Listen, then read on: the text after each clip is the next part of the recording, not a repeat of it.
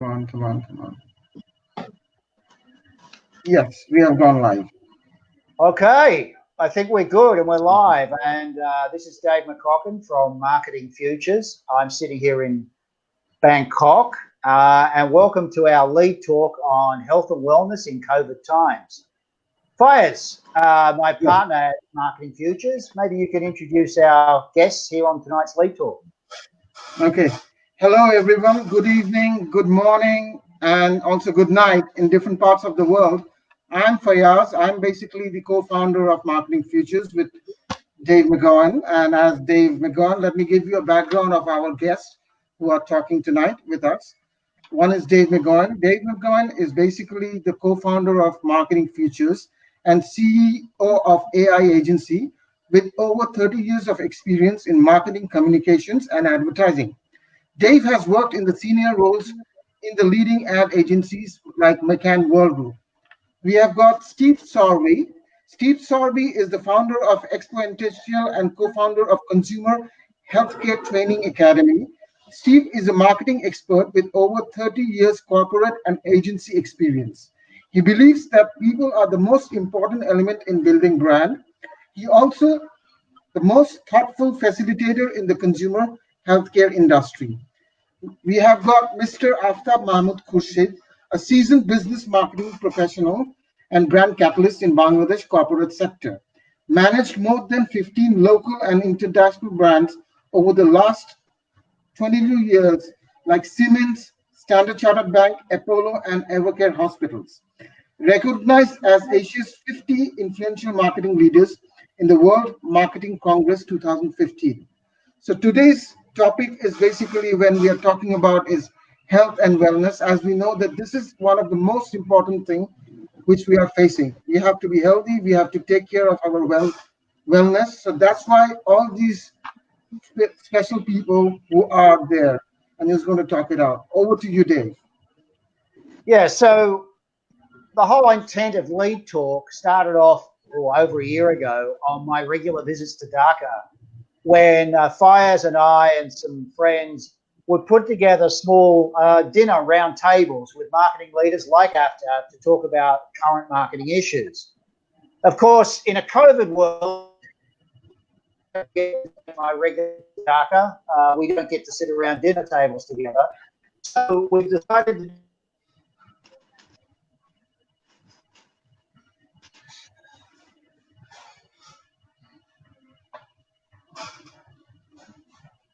Oh, I'm back again. Sorry. Can you hear me?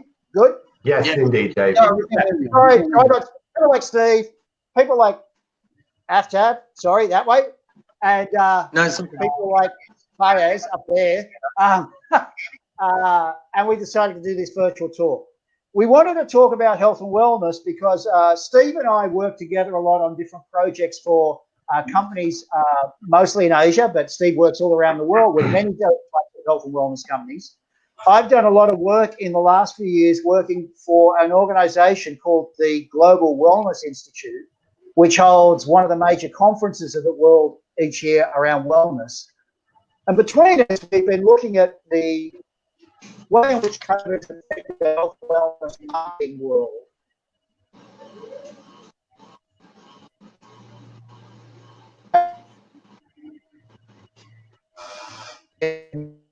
Places. I think we're having a little bit of a problem. It might be because I think we've got a storm going where we are. Hopefully this all holds on. Anyway, we're going to continue. So we wanted to talk about health and wellness. We wanted to talk about the impact on marketing. And in particular, of course, we want to look at the impact on what's happening in Bangladesh. I wanted to begin by just talking about 5 things that I've been noticing. So,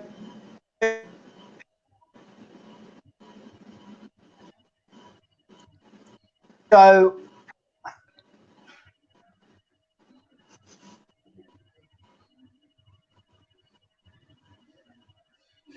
world is that we've got more and more used to having things delivered to our door. Foodstuffs, obviously, but also medicine, treatment, anything we can imagine. And what's really interesting is it doesn't matter where you were 6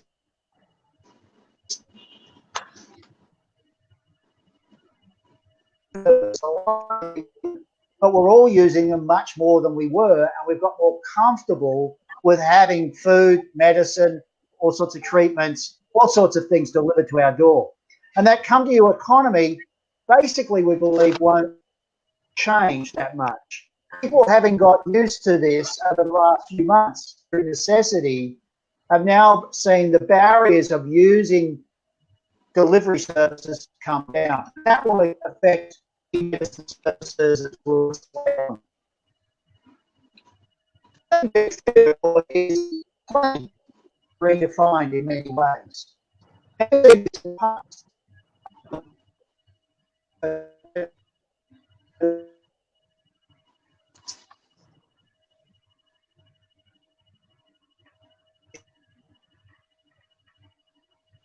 Had everybody with lots and lots of washing their hands and lots of rules in public toilets, and every elevator had little squirt guns of some sort of antiseptic, and it all lasted for about 2 or 3 weeks. And for about 2 or 3 weeks, we had a heightened awareness of cleanliness. But then we found after 3 months, it sort of slipped back. All the sales of products, all the use of cleanliness products slipped back to pre-SARS levels. But we think that after, depending on where you're living, 3, 4, 5, 6 months of this, habits have been formed that will be hard to shake. We've all got used to toilets having cleaner surroundings. We've all got used to expecting to see the squirt guns of cleanser products. We've all got used to actually cleaning our hands better, more frequently. And these are habits that will perhaps be harder to break. So, you know, very functional things that are changing and will continue to change in marketplaces all over the world. Yeah. Dave, could I build a little bit just on that? Absolutely. I think, you know, this concept of hand cleaning and just being much more cleanly aware has been something that has been drummed into us. But also there's been a big issue in health and wellness that has been one of the major issues when it comes to maintaining good health, and that is about adherence. So when a doctor gives you a prescription, about 50% of people do not follow the advice and the prescription of the doctor. The lack of adherence actually is one of the biggest wastes of healthcare funding anywhere in the world, especially when you also are with a chronic condition.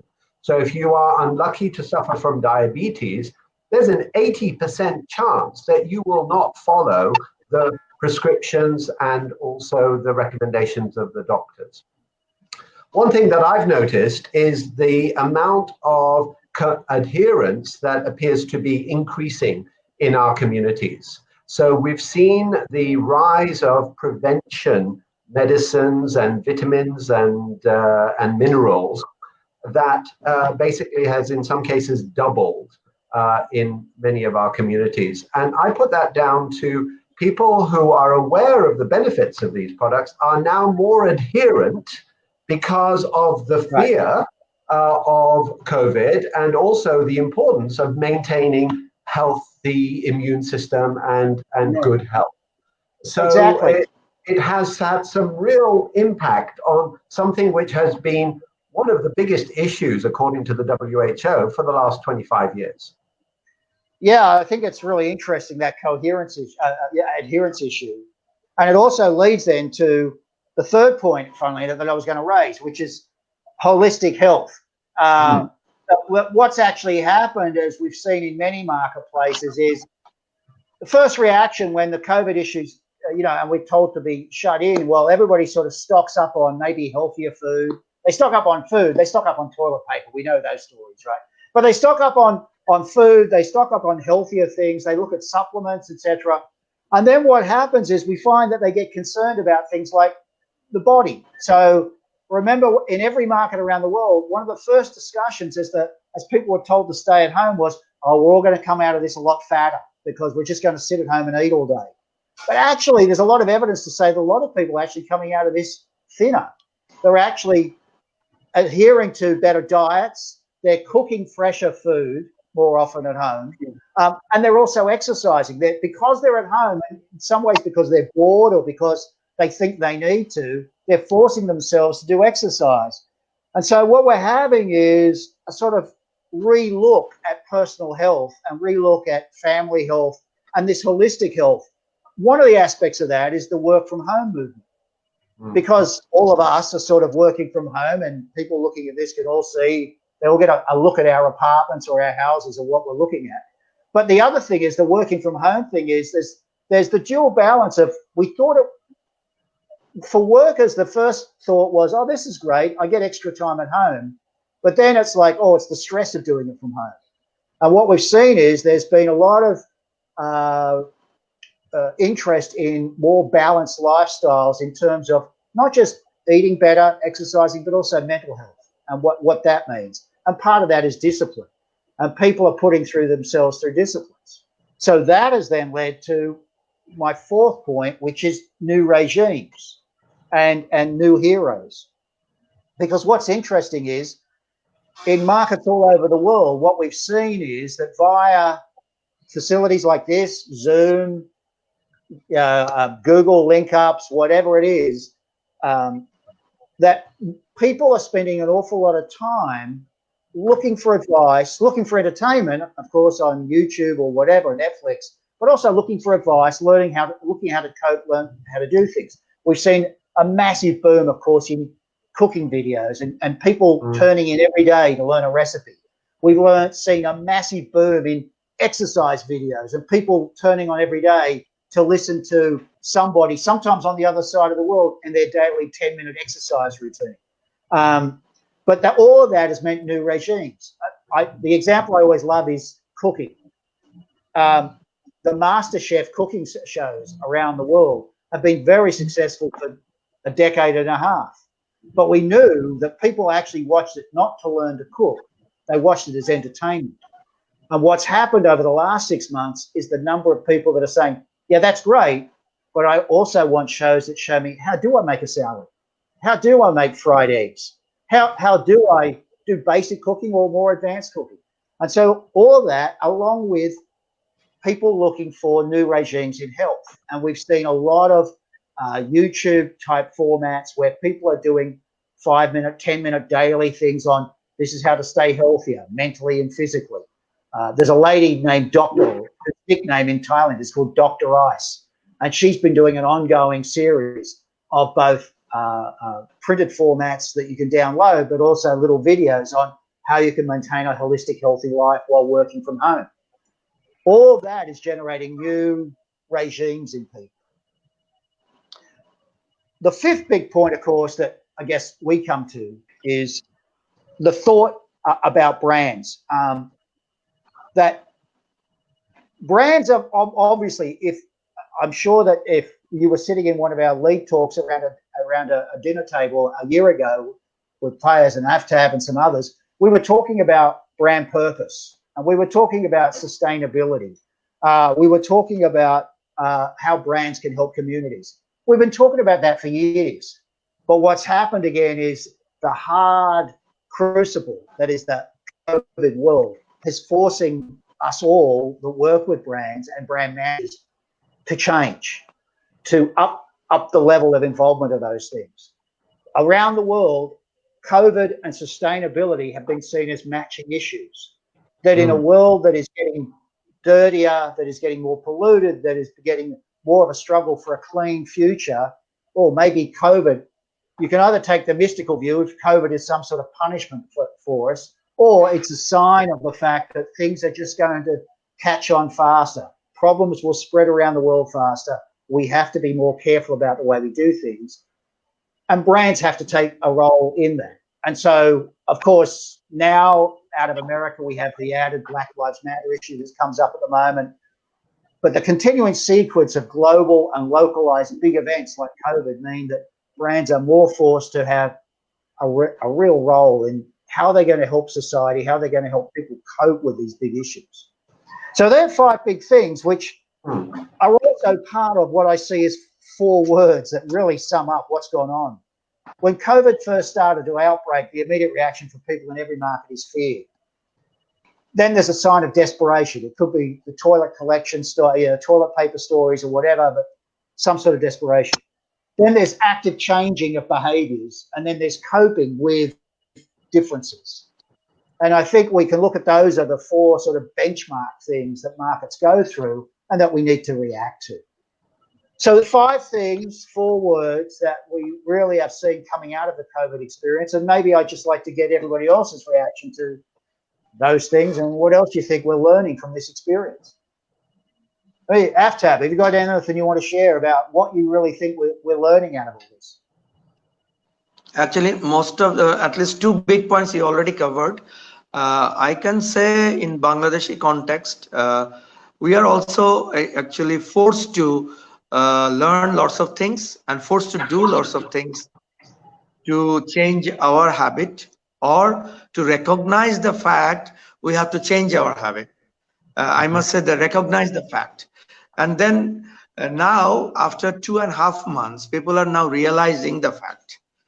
Now, slowly, they are actually realigning themselves to the fact. So there are 3 steps I'm thinking. First, recognize, then realize, and then realign.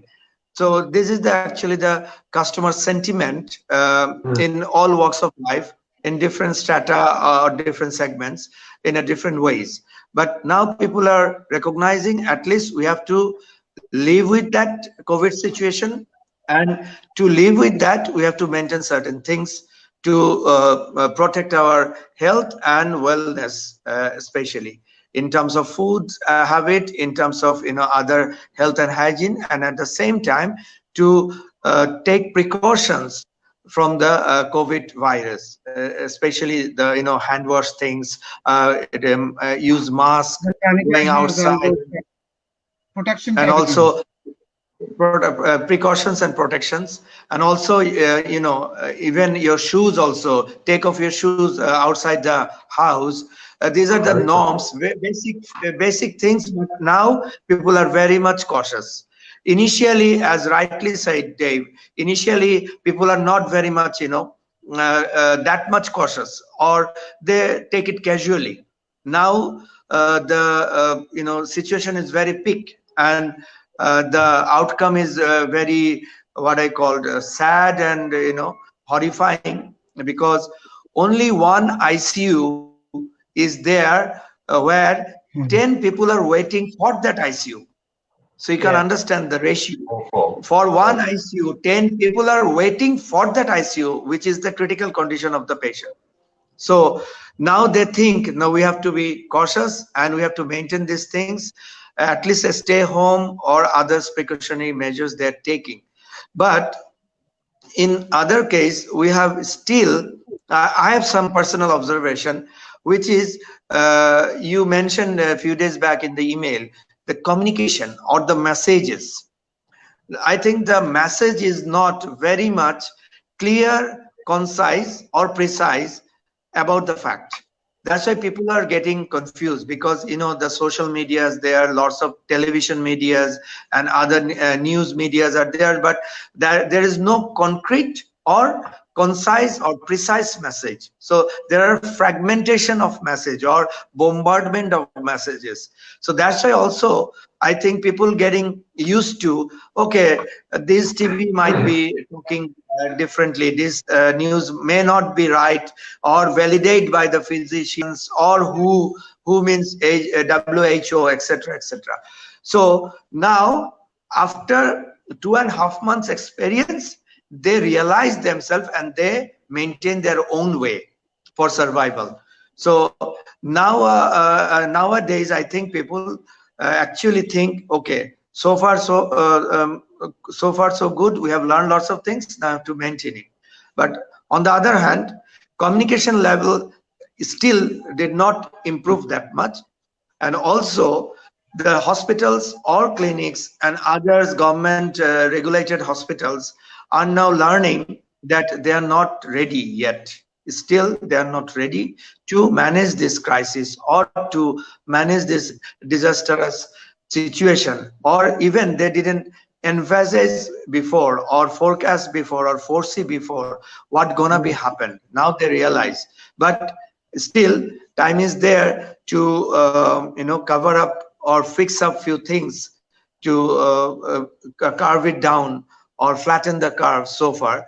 but still I'm telling, we are not that much prepared that time. Even the America or Italy, they are not also prepared for that.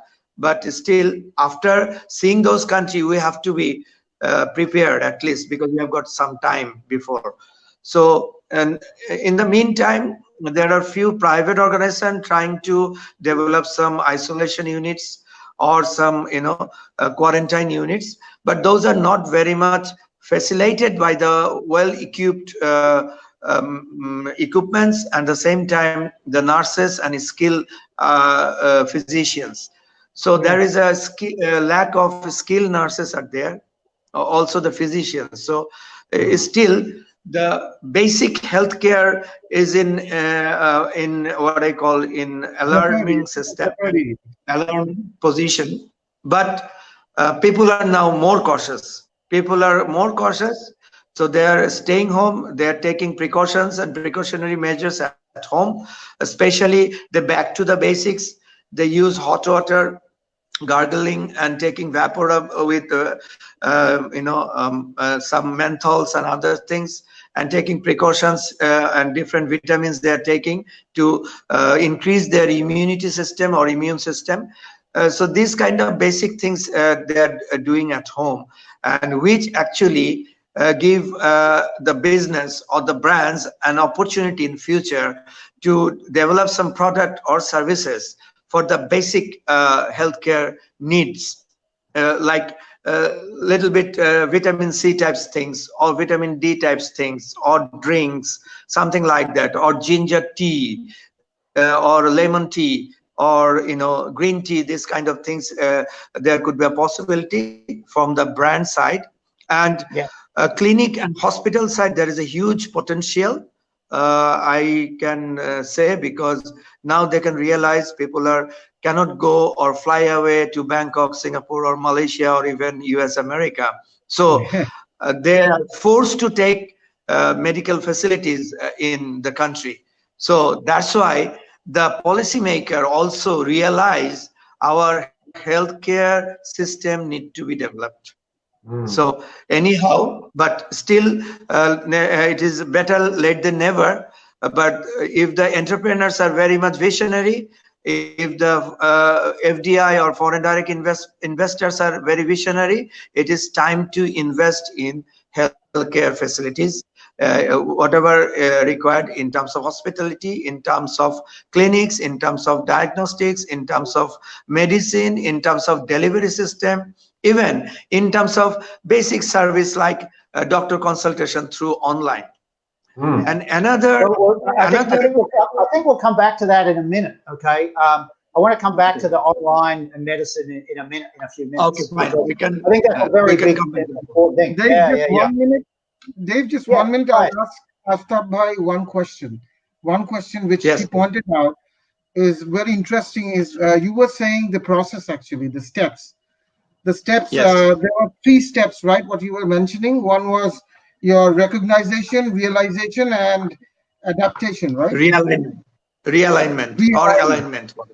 Yes. Okay. Realignment. Okay.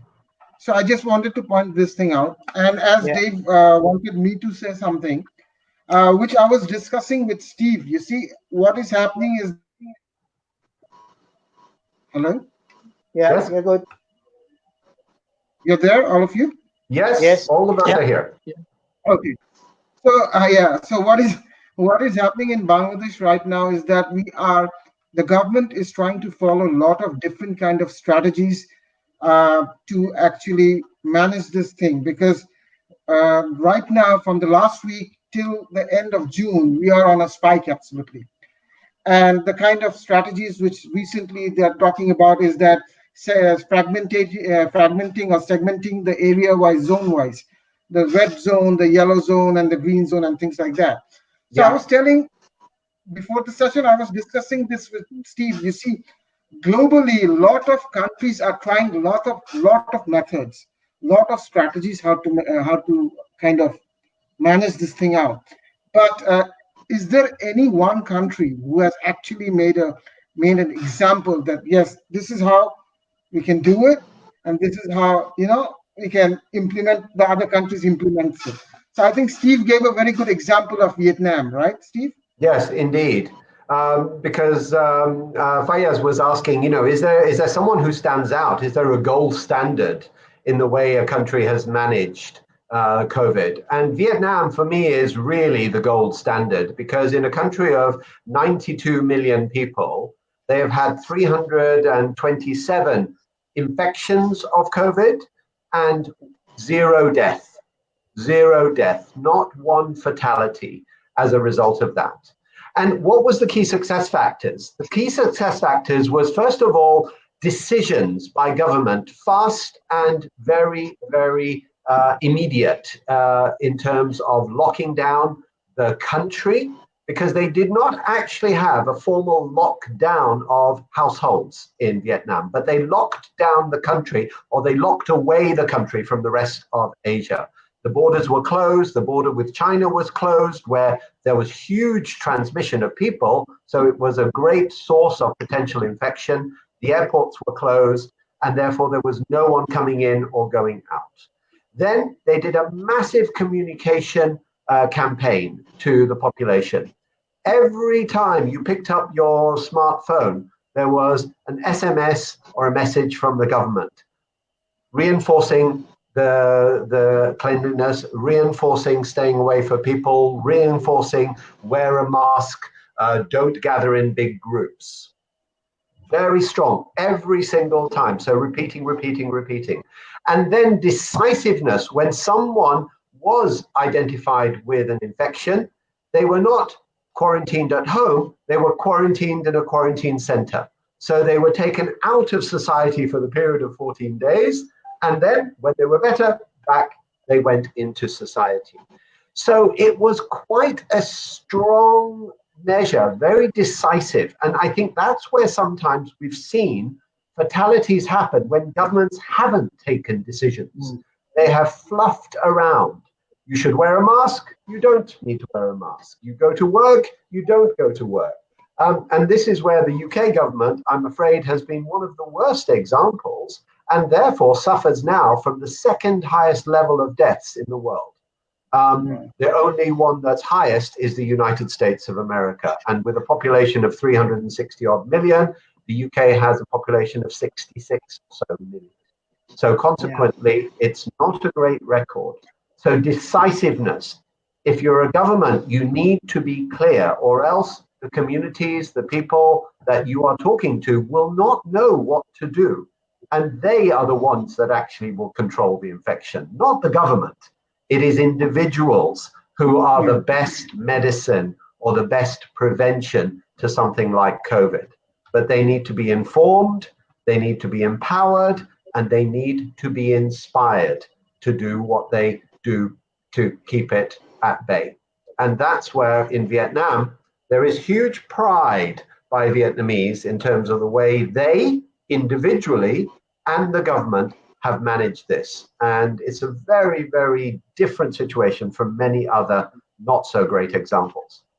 Yeah, because Vietnam, again, which I was telling Steve, like you see, Vietnam actually falls under, it's in the second layer of the Asian countries, not like developed as, like Singapore, Bangkok, Malaysia. It is on the second layer, which is very closer to Bangladesh, And Yes. a country like Vietnam can set as an example for Bangladesh also. Indeed. Yeah. I don't think that the quality of healthcare is directly proportional to the sophistication of the country. And I think that it's the ability of the government to mobilize the communities that makes a difference. It's not about whether you have the best equipment in your ITU. Because by the time you get to the ITU, honestly, in the UK, where we have some of the best ICU, the survival rate once you get to ICU is about 50%.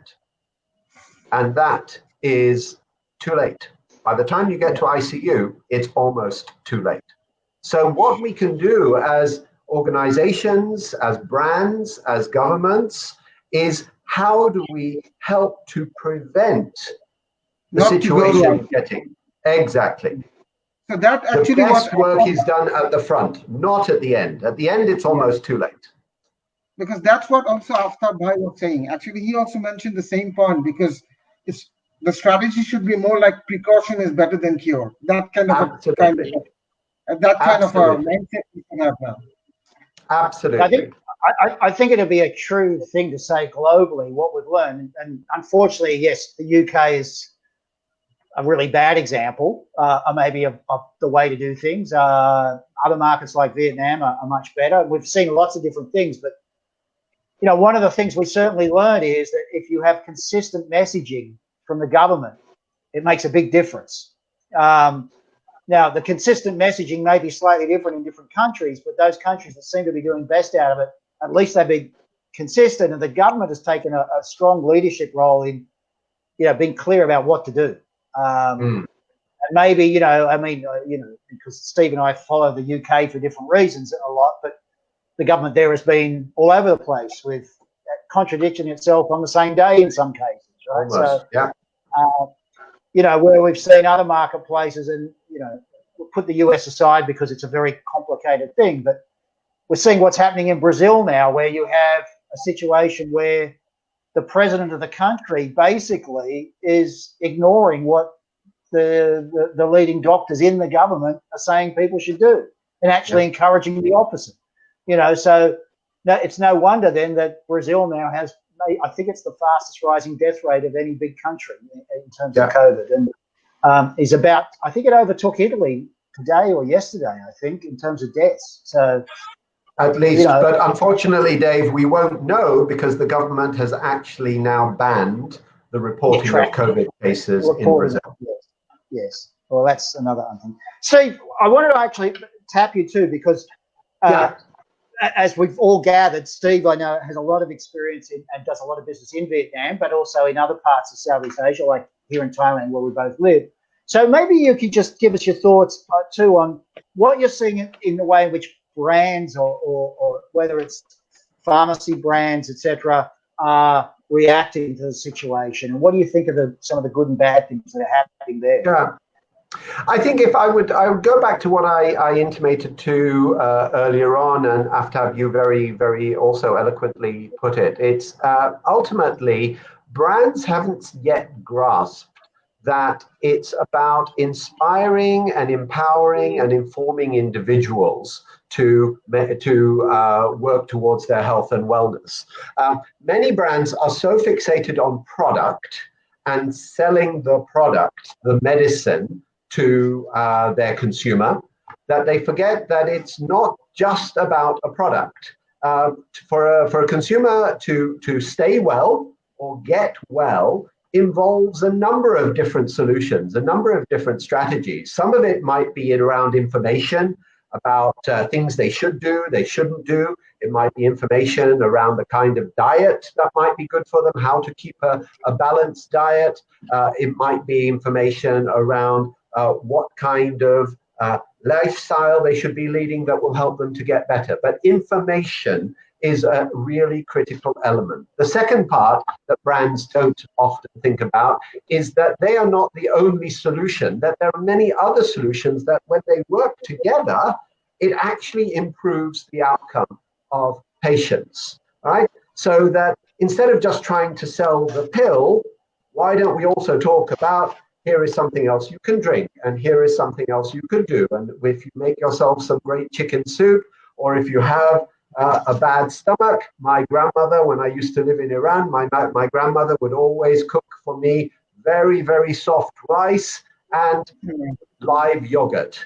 And that was my health. And I'm sure in Bangladesh, this is also one of those recipes that our grandmothers used to cook for us.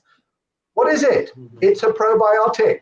It's something that now you can buy in a bottle in a pharmacy, but quite often it's there at home. So these kind of information, this kind of solutions are really important for brands to embrace. And then finally, the one thing that brands often forget is that the best medicine also comes with inspiration. Positive mindset, lack of anxiety, getting a good night's sleep. These are good and important elements. And yet when we communicate, what do we communicate? Take this pill, take this liquid, drink, put on this cream. We don't talk about holistic healthcare, which is something you mentioned. And that is something that with COVID, we've somehow been forced to do that.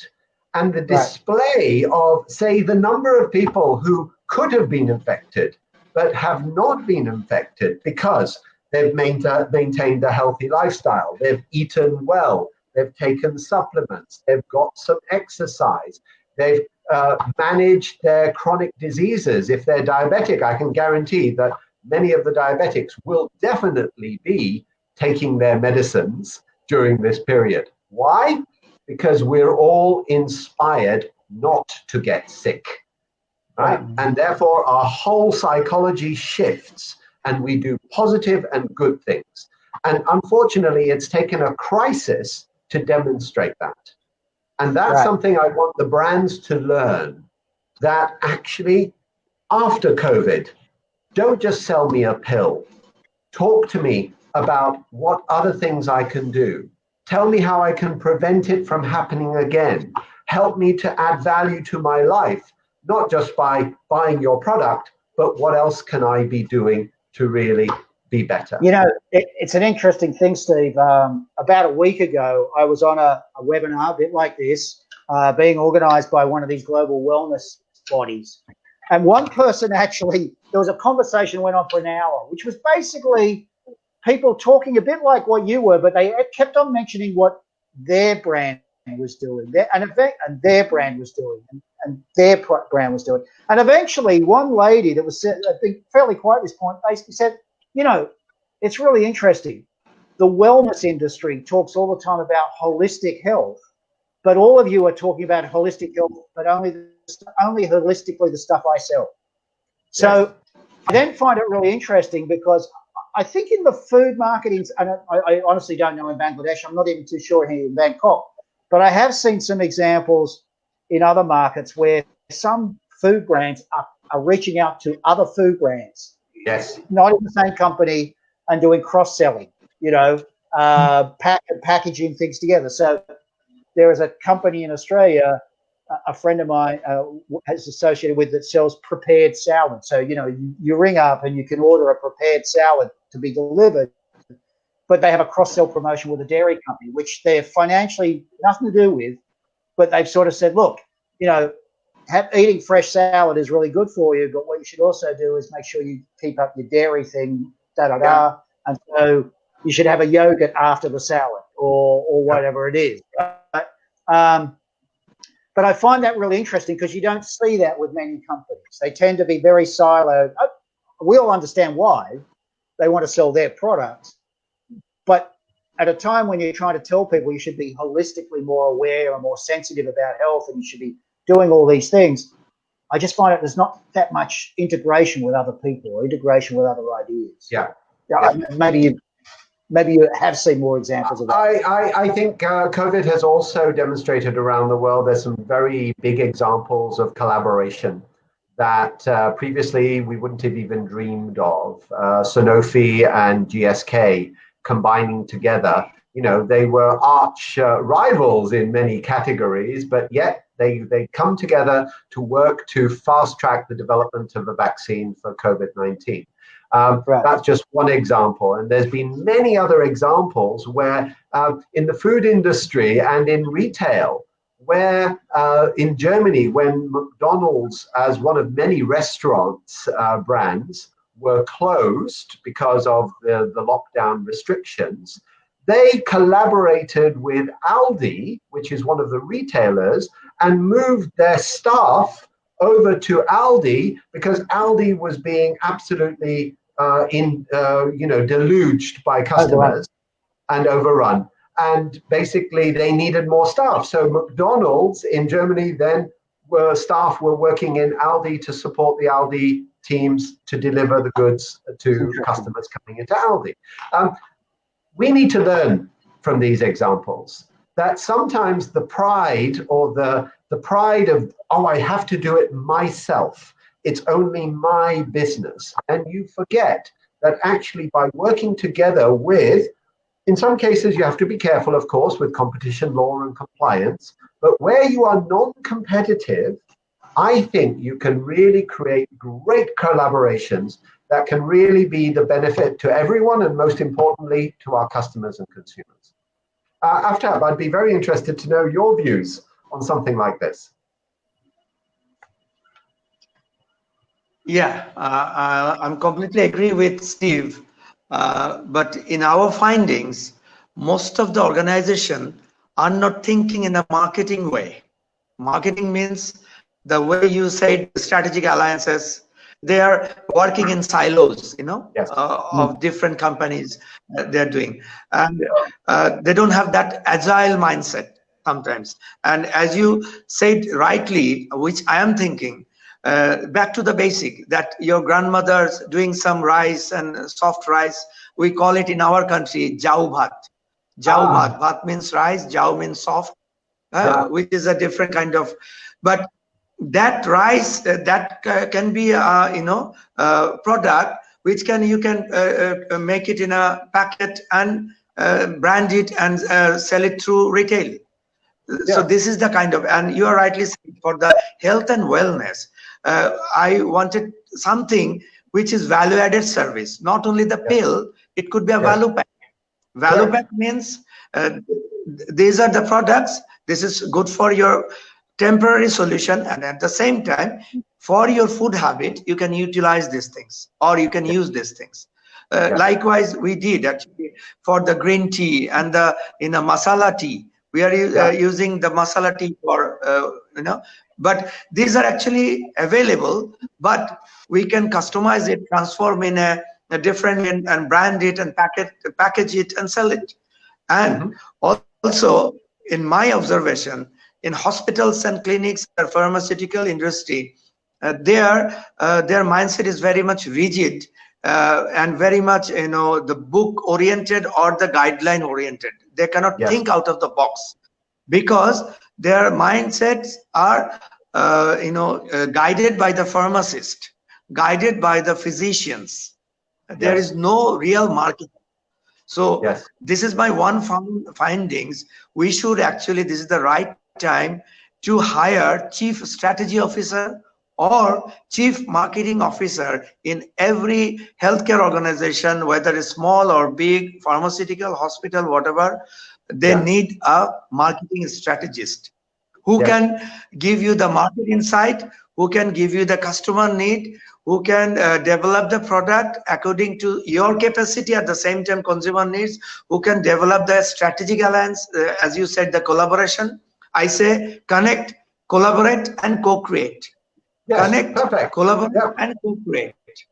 So when JSK and SmithKline and others jointly do something, it will give a big impact in the market. So now my feeling is one cannot do anything or lots of things. So we need lots of people to do lots of things. So it's a multi-channel market, at the same time, multi kind of brain required or multi kind of capacity required to do something big. So this is the time we have to think differently. And obviously there is a lack in marketing and branding concept or attitude in the healthcare services, like OTC product, over-the-counter product, as you said, pill or simple things to drink. This can be branded, communicate, and reinforced to communicate and give you the message. These are the beneficial or benefits you can get out of it. So we can think about in a product marketing way, at the same time corporate brand image point of view, because institutions are not branded properly. So image, reputation, trust, and confidence is lacks. So if an organization doesn't that image, if the organization doesn't have that trust, so people cannot trust about their product or services. So maybe the product is good, but because of the lack of trust on that organization, people cannot buy. So there need a real, corporate brand reputation management, at the same time, product and service alignment. And another point is service mindset. Service mindset is very much required. Maybe you have got a good product, good hospital or clinic, but your service or service quality delivery is not good. So people expect good service at the end of the day. So they are ready to pay, but at the same time, they wanted back the desired level of services. So that mindset we have to develop in every level or every touch points. Touch points mean from the reception, from the telephone call in the contact center, from the physician side, from the service care side, from the nurses side. So nurses required huge training for empathize or compassionate and caring attitude. So in this subcontinent, this is a little bit missing, which is actually in Bangkok, they're totally different. They're very much empathetic. They're very much compassionate. They're very much, welcoming, the warmness. This is we found it Bangkok, Singapore, even some part of India also. So that actually not only business, that small things required to grow the business in our country, but there is huge opportunities there. So these are actually the observations. And even again, I'm reinforcing again, a healthcare organization, whether it is hospital, clinic, diagnostics, or service, or pharmaceutical, they require now marketing people, real marketing people, not doctors, not pharmacists. Obviously, they can support in a technical way, but to make a product, make a brand, to communicate it properly, it's a customer-centric way. So people require real marketer or marketing professionals. Yeah, it's an interesting point you raise. I mean, the service issue, for example, is an extension of what a brand is. So no matter what the product or service is, but the way it's delivered can make such a huge difference. And of course, what happens is in times when we're sensitive, anguished, distraught, when we're upset about things, better service is remembered a lot longer, right? So we all understand that it's those moments of kindness. It's those moments where somebody takes the time to explain something.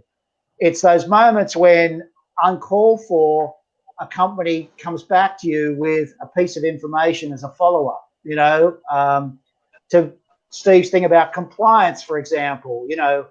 It's just interesting, while we're all concerned and maybe complying more to the use of different products and medicines, etc., it's also interesting when you find brands that are actually coming back and sort of, now, are you making sure you're doing this properly? Giving up follow-up messaging, etc. I know service, but Steve and I have worked on a lot of things together, but one of the things he does is a lot of work with drug pharmaceutical companies, etc., and talking about exactly that, about the service side of marketing and how important it is, right?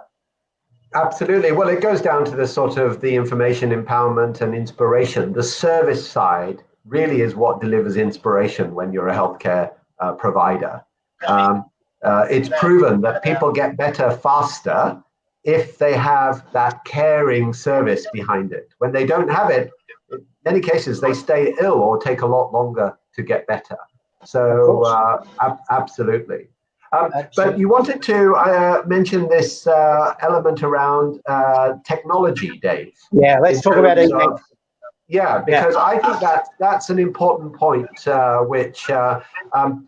because for me, at the moment, and Dave put it very, very well in one of the last webinars that we did, we are very much, in many of our countries, divided communities when it comes to COVID.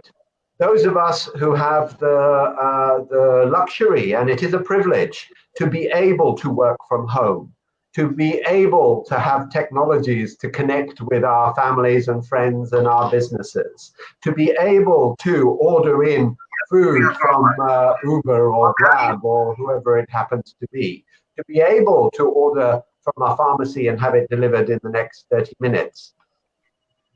There is a whole community out there who is not able to do that, who is not able to work from home. And there is something where I hope that with COVID, this is really put into the spotlight and we do something about it coming out of COVID.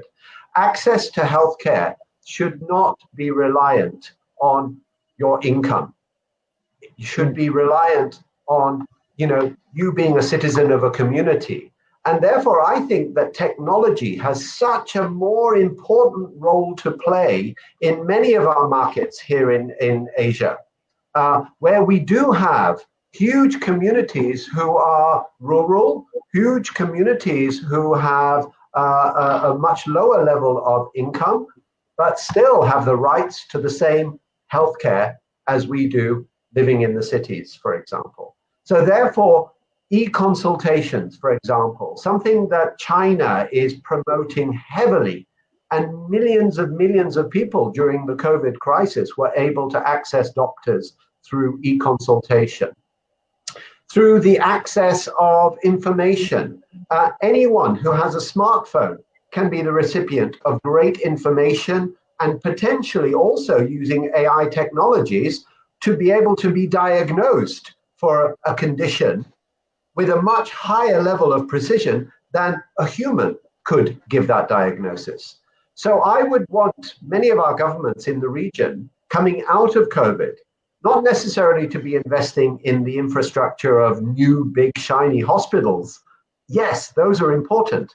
But I think even more important is the access to technology that can help to connect individuals, no matter where they are in our countries, to a doctor or a nurse or a pharmacist, and then to be able to get information and inspiration, and eventually also pharmaceuticals, which will help them no matter where they are. And that, for me, I'd be very interested to hear from the team in Dhaka. Maybe Aftab can tell us some more on his thoughts about e-medicine and what's happening with that. Yes, that I'm actually going to tell you regarding this COVID situation, or during this COVID situation.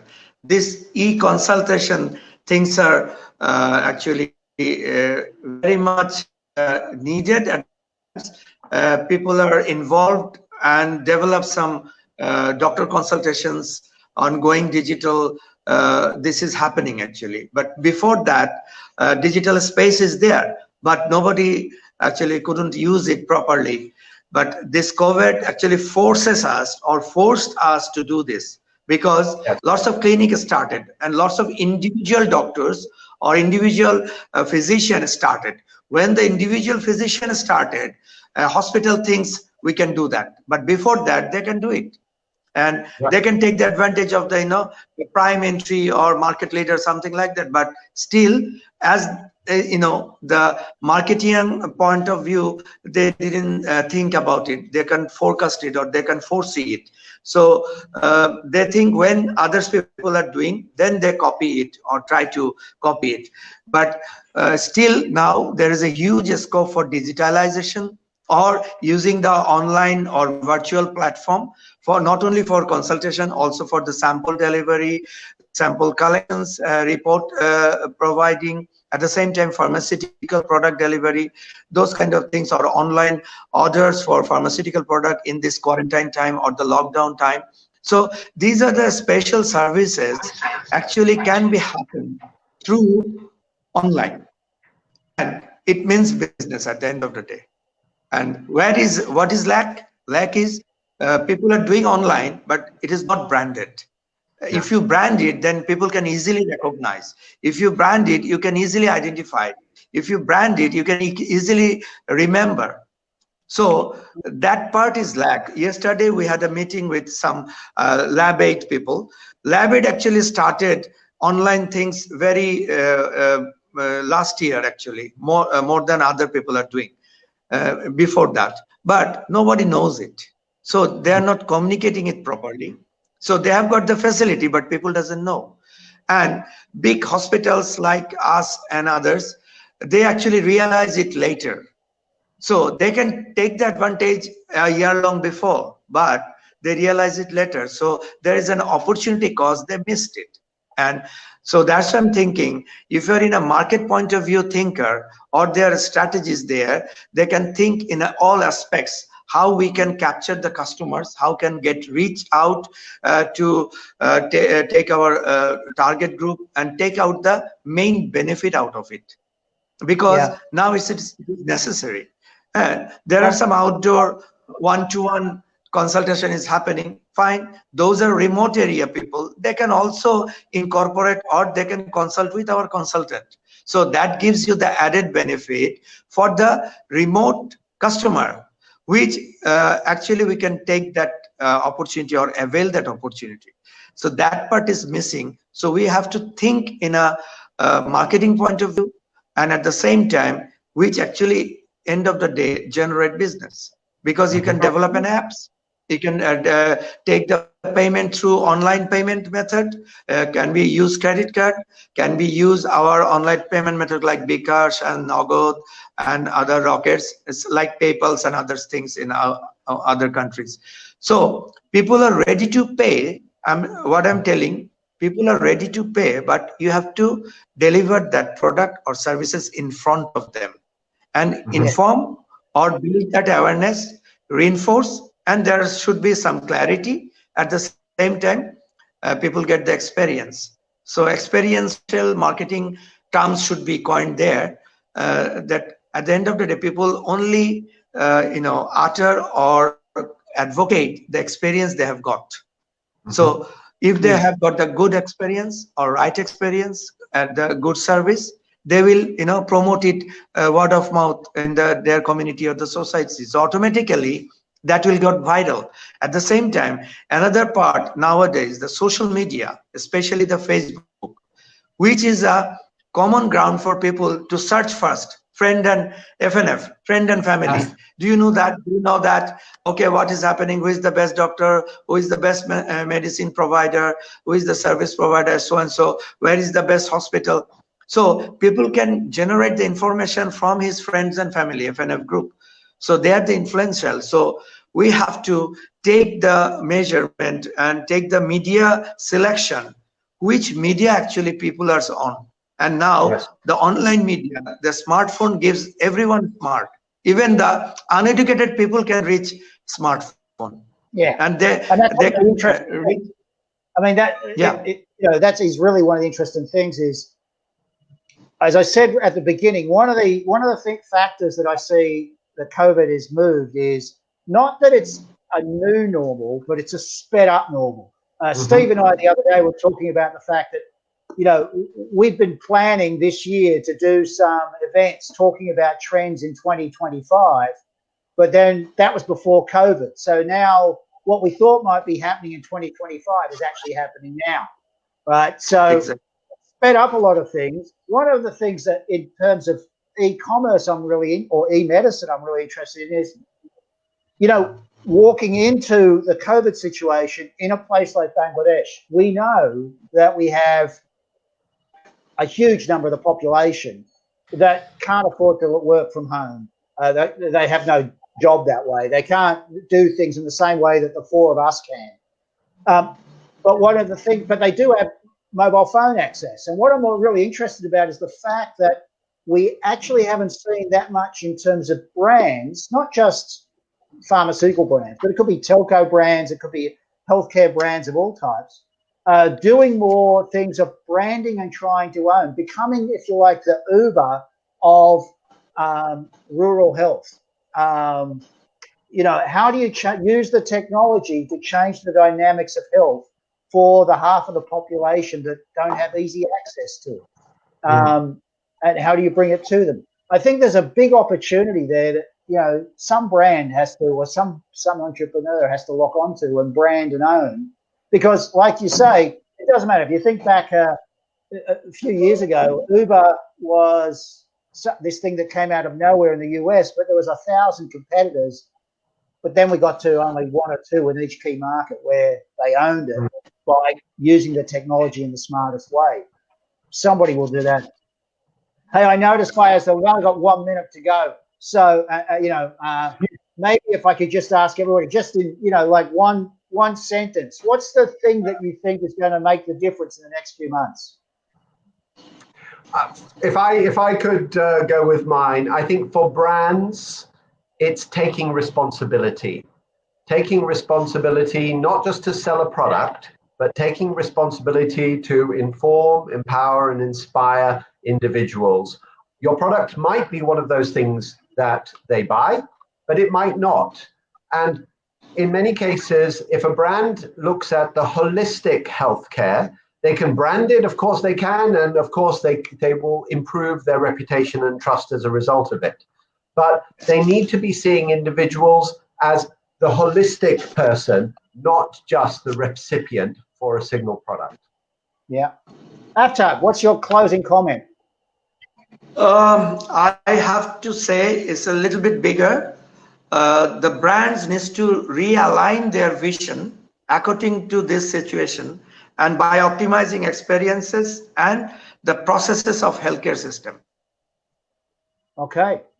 It's a big ask, but you know, good. Yeah, because but we have to think, as you said, the future is now. The future is now. We have to think 2025. So exactly. we have to change our vision. Well, so that's why we have to realign our vision. Yeah, my closing point was going to be, Steve and I agreed the other day that that what we thought might have been 2025 in many cases is happening this year. No. So I think that the challenge for brands is to take on board everything that they're learning this year and then put into context, okay, so what's the next big leap we can make that we think is 5 years out, but actually we can do next year? Because what this year has proven is that what we thought couldn't happen for 5 or 10 years actually is happening now. So let's move things forward fast. Faiyaz, do you want to close up? Yeah, I was thinking, you see, one thing what Aftab bhai was saying, you see, when it's a healthcare category, the first thing is that, you know, the credibility thing has to be built first. Because as most in Bangladesh, if you look into the hospital category or the healthcare category, as consumers, what we fear is the credibility. How sincere are these hospitals are. So any brand who wants to work in this healthcare category in Bangladesh first has to create that credibility, that trust among the consumers. That is the first thing what they have to do in order to move forward. So I think that's an important angle to the whole thing. That's great. Gentlemen, thank you. For those of you that had planned to be viewing this session, unfortunately, our other guest, Sonia, could not make it for family reasons. I also want to let you know that Faiyaz will be distributing notes where you'll be able to access the full video again of this session tomorrow or in the future if you want to go back and rewatch it or share it with other people. Thank you to Aftab Bey. Thank you to Steve very much for here in Bangkok. Thanks, Faiyaz, for organising it. Good night. Good luck. Yeah. And please, everybody stay well and stay healthy. Yes, thank you. Please stay well. Okay. Bye-bye. Bye. Thank you. Bye, my friend. Bye.